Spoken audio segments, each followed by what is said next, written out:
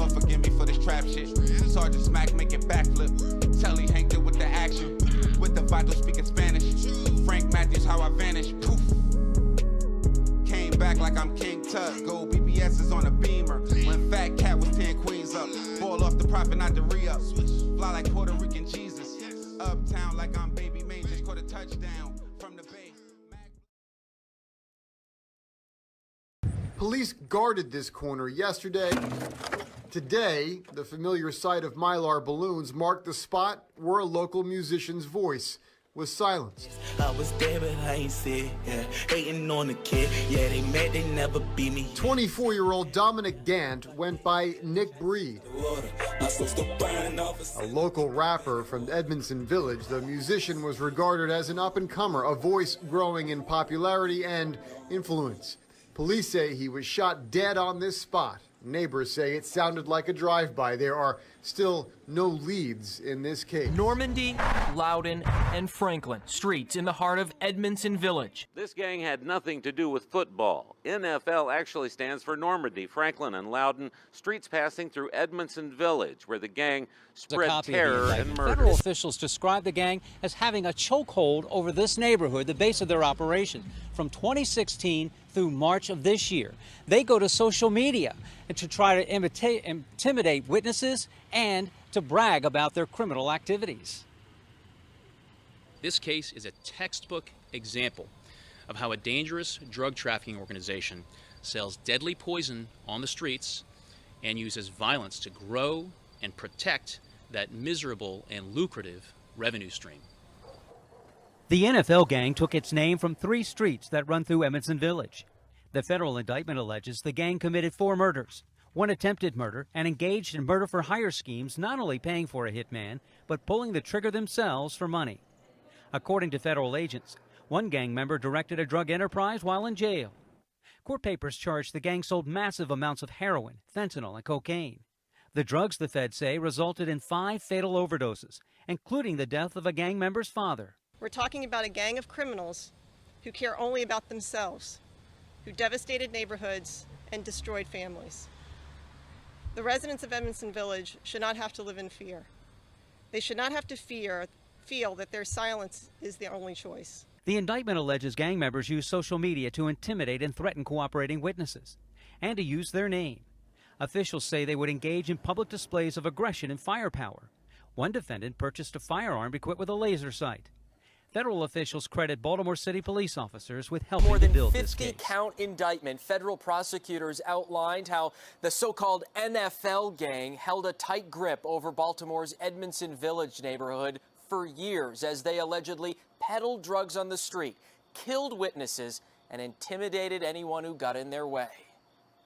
Normandy, Loudon, and Franklin, streets in the heart of Edmondson Village that federal prosecutors say the NFL gang not only used as their namesake, but also as the center of their criminal enterprise. The NFL gang defended their turf. Not far from that turf, U.S. Attorney for Maryland Robert Hur laid out today how the NFL gang allegedly used fear, intimidation, and even murder to hold the neighborhood hostage for years. When a gang like the NFL enterprise digs in and takes hold, the tragedy spreads far and wide.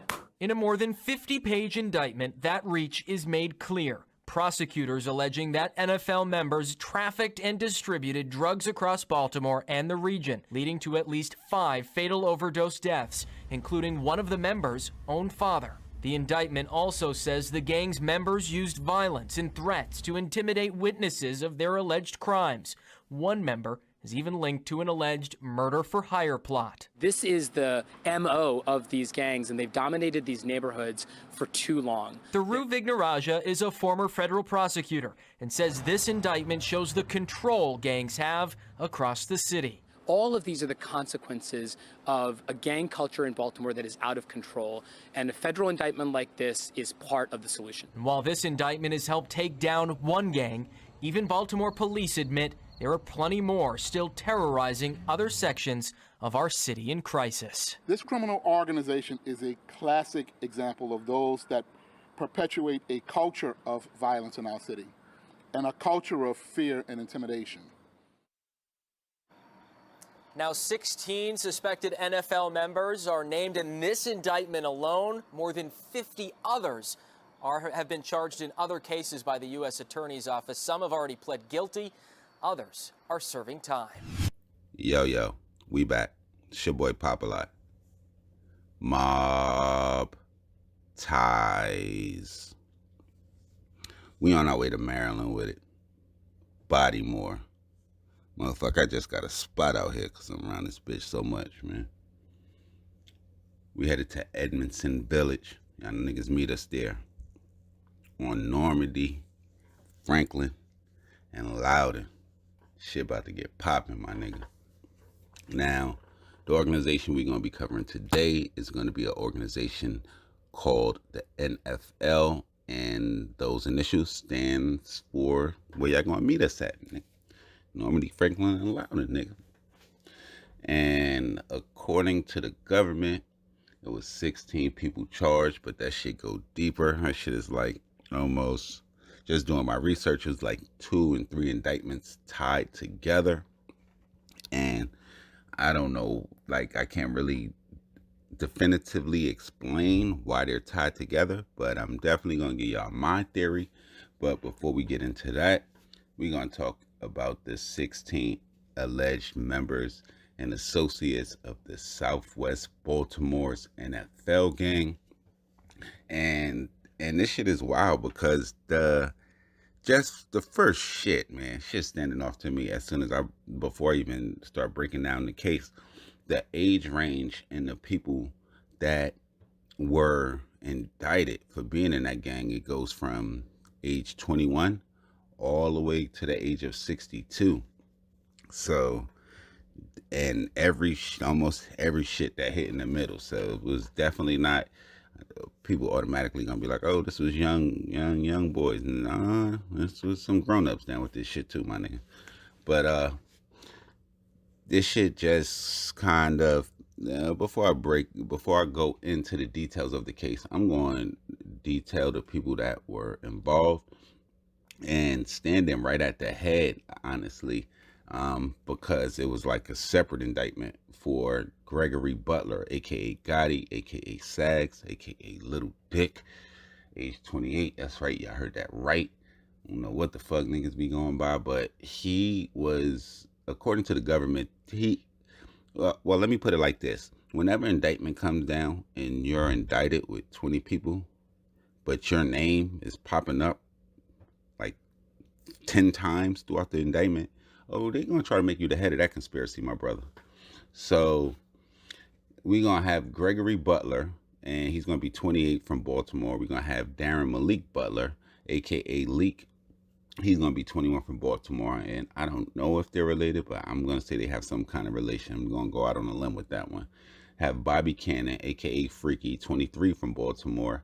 Darian Cook, 27 from Baltimore. Jawan Davis, a.k.a. Fat Daddy, 24 from Baltimore. Edward Buddy Hall, a.k.a. Guar, 54 from Baltimore. Timothy Leggett, 29 from Bunker Hill, West Virginia. Devon Owens, Gusto, 31 of Baltimore. DeAndre Preston, a.k.a. White Boy and Whites, 23 of Baltimore. Desmond Reganauld Worm, a.k.a. Fool, 28 of Baltimore. James Henry Roberts, a.k.a. Bub, 29, also from Baltimore. Terrell Sanders, a.k.a. Pretty, 32, also from Baltimore. Nathan Stanley, 48, from Rixieville, Virginia. Jamie Wagner, 37, Stevens City, Virginia. Laura Warner, 36, Berkeley County. And Emmanuel Watkins. Oh, Laura Warner, 36. I said that. And Emmanuel Watkins, 62 of Baltimore, will be the last defendant charged that they would name the NFL gang. I don't even know if they was running around saying that's who they was. This should be just so wicked, man. Covering this shit, the government will say, oh yeah, this is this gang, but in the separate indictment, they just pretty much called them the Butler DTO, which is drug trafficking organization. So who knows, man? Sometimes the government just gotta make that shit sound sensational. But according to the 33 count indictment from 2016 to March 26, 2020. March 26, 2020.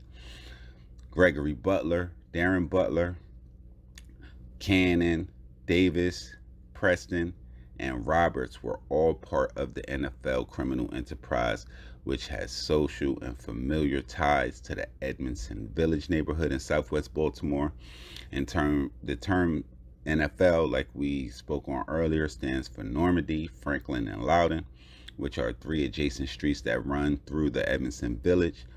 Now, in a 4th superseding indictment, it alleges that those 6 defendants engaged in a pattern of criminal racketeering activity, including the acts of murder, narcotics trafficking and smuggling, illegal firearms possession, bribery, witness intimidation, and witness retaliation. Now, the shit is just, the information is all mixed up, but if you remember in the video, they said somebody was running a drug trafficking organization from behind bars. I'm going to go out on a limb to try, I'm going to put my money to the table and say that was Mr. Butler, but I could be wrong. But more on NFL, in the 4th superseding indictment, that alleged that NFL members and associates purchased, maintained, and circulated weapons and firearms for the use of criminal activity by the NFL members and associates, sometimes obtaining firearms and drug customers as form of payments, obtaining firearms from drug customers as a form of payment in exchange for drugs. According to the superseding indictment, NFL members used firearms in connection with the enterprise illegal activities, including drug trafficking and the acts involving murder, and used violence, threats, and intimidation to prevent victims and witnesses from cooperating with law enforcement against NFL members and associates about criminal acts committed by the NFL gang. Now, NFL members, and according to the indictment, NFL members and associates were involved in murder and attempted murder, including murder for hire schemes. NFL members and associates offered bounties for the murder of witnesses and rivals and allegedly acted as brokers, connecting hitmen with individuals who had offered bounties for the murder of witnesses and rivals. NFL members and associates also allegedly carried out contract killings to enrich themselves and to retaliate against witnesses and rivals. Now, further, the 4th superseding indictment alleged that the NFL members and associates used social media to promote the enterprise, including by posting displays of wealth and advertising affiliation to the NFL enterprise, as well as to intimidate and to retaliate against actual and suspected witnesses, including by posting displays of firearms, brandishing firearms, intimidating the use of firearms, and revealing information about the identity of suspected cooperating witnesses. In addition, NFL members and associates assisted incarcerated NFL members and associates by moving evidence and contraband for them and assisting with their drug trafficking operations while they remained incarcerated, including smuggling contraband cell phones and controlled substances to correctional facilities. And it's going to go on further, and this is how, when I say they single out Butler, this is just totally separate. They're going to say from at least 2016 through his arrest in April 3rd, 2019, Gregory Butler allegedly controlled a drug trafficking organization that distributed large quantities of heroin, fentanyl, cocaine, and crack cocaine in Maryland, Virginia, West Virginia, and Pennsylvania. The indictment alleges that in order to maximize their profits, members of the DTO cut the heroin and crack with other substances such as fentanyl and diethylamine or some shit like that. And whatever that shit is, it's an ingredient that's often found in sleeping pills. And as detailed in the 4th superseding indictment, the defendants were aware that the drugs that they distributed were causing overdoses, with at least 5 overdose deaths being attributed to the distribution of those drugs by members of the conspiracy, including the father of one of the conspirators. Now, that shit is just a doozy in itself. So, just imagine being down with a damn drug gang. And there's plenty of stuff. We all heard the stories of niggas like, oh, they had to sell crack to their family members or their mom because, you know, what's the number one shit niggas always say? Oh, they gonna get it from somewhere. But just imagine doing that shit, and that shit kill your daddy, nigga. That shit wicked. And y'all know what it is, man. It's the streets. It's your boy Pop-A-Lot, man. Y'all make sure y'all follow me on Instagram, on Twitter, POP_A_LOT. Y'all get in the comment box. Let me know what y'all think about this shit. Wow. What y'all got going on, Baltimore? Wild ass niggas and shit. Y'all, and like I said, y'all get at me in the comment box. Let me know who we need to cover next. Y'all get at me under the pictures on Instagram in a direct message, however y'all want to handle it. It's your boy Pop-A-Lot. We gonna be back with some more real trill spill shit. It's the Mobb Ties